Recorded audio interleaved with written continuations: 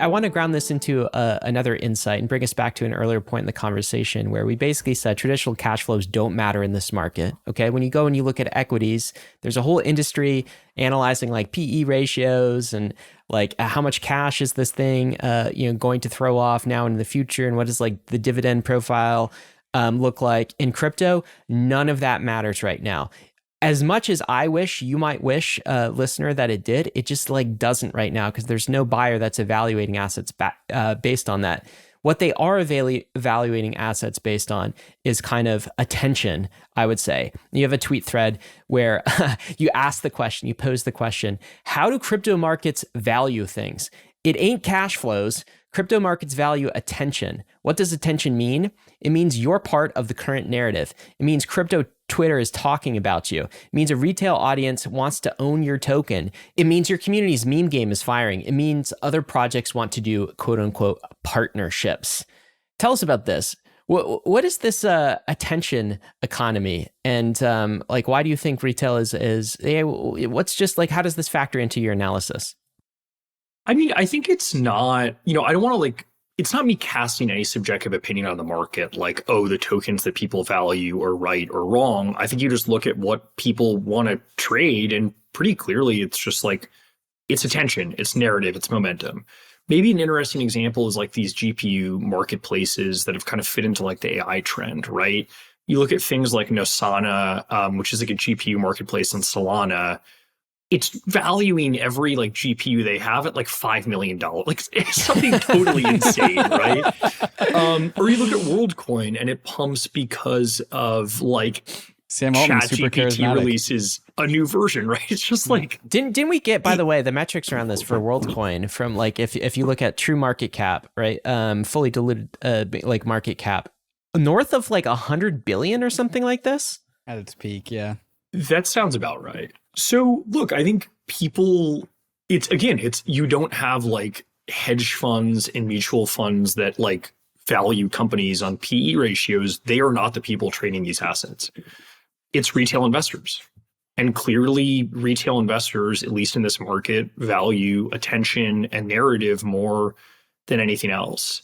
And maybe even it's just like a game theoretical thing, right? Where it's like, maybe you actually care about cash flows, but if you know that the market doesn't, oh yeah, and people just want to punt 100%. on AI tokens, rationally, you should go buy some AI tokens. Yeah, and I think a lot of VCs are like thinking like this too. Let me ask you though, Regan, is maybe this gets to a little bit of the solution, but like, is there a way to change that? So one way of changing that is education.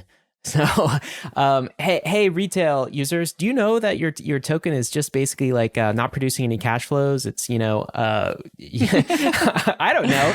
I'd pay money to see this conversation. Here's the fight. I mean, we tried to have it sometimes, right? We try to like preach fundamentals, and I know a ton of great analysts that are doing this work now. There's one from the DeFi report that's putting out fantastic fundamentals about particular crypto assets and evaluating them like a smart equities trader and looking at the kind of the cash flow prospects.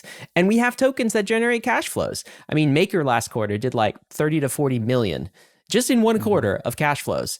Ethereum, if you kind of like evaluate that from a network perspective, something like 300 to 400 million in Q1 of 2024 of like cash flows, right? So we can begin to educate the retail market, or we could begin to bring in those net new TradFi investors who are just like, as you said earlier in the conversation, Regan, like they're not going to be excited about the new casino and they don't want to deploy funds to that. They're excited about Bitcoin. Maybe the next thing they start to evaluate is these tokens with cash flows. And so we get a new crop of buying pressure. And so maybe this is just the symptom of a young, immature, retail forward market.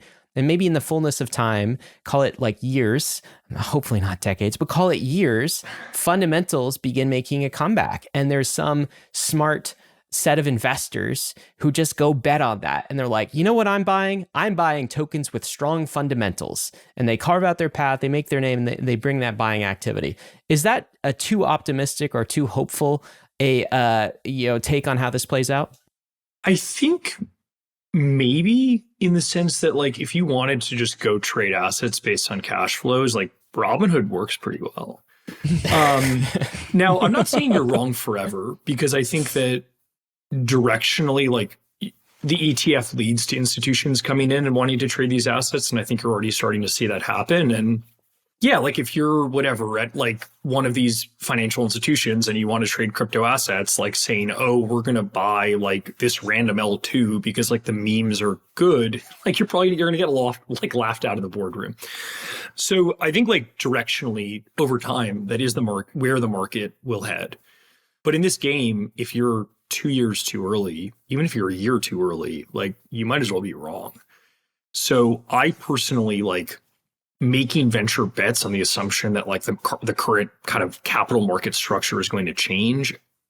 I am like, I don't want to do that. That's I not think it's what a good you're way. trying to do. Like, so you're it's a good way to get wrecked. But I would also argue that like maybe VC should be more creative. Like we've funded all this random infrastructure for years under the assumption that like retail wants to trade it. Like, I don't know, like I think there's some burden on the industry because like, you know, people have asked this question like, oh, well, how many L1s can there be? How many L2s can there be? And I feel like a lot of VCs have been like, oh, well, there can be an infinite number. Yeah. Because retail has wanted to trade that in the past. And so I think maybe actually like the burden is on the industry to create more interesting assets. Maybe. And for what it's worth, I actually think we're starting to see a little bit of a shift towards applications that have kind of built some proprietary brand or distribution starting to capture more value. And I think the way we're starting to see this is basically like flagship apps start to roll their own infrastructure and basically commoditize down the stack. Now, Blur launching their own L2, I think is a really interesting example, right? Where like they could have deployed on Optimism or Arbitrum if they needed like a high throughput chain, and they're just going to roll their own thing. And it's basically like they've built, you know, by some metrics, like the leading NFT marketplace. They want to capture all that value. And we'll see how Blast does, but I think that's interesting in that attention users, like those are kind of more fundamentals driven than like the random next like high throughput L2. So I think maybe the market is going to start valuing that more than it just does like, oh, this ZK coprocessor, blah, blah, blah, blah, blah. So you are definitely long on attention markets being a driving force and like not fundamentals. And you don't think that structurally changes anytime soon. However, what you're saying is the nature of that attention might shift.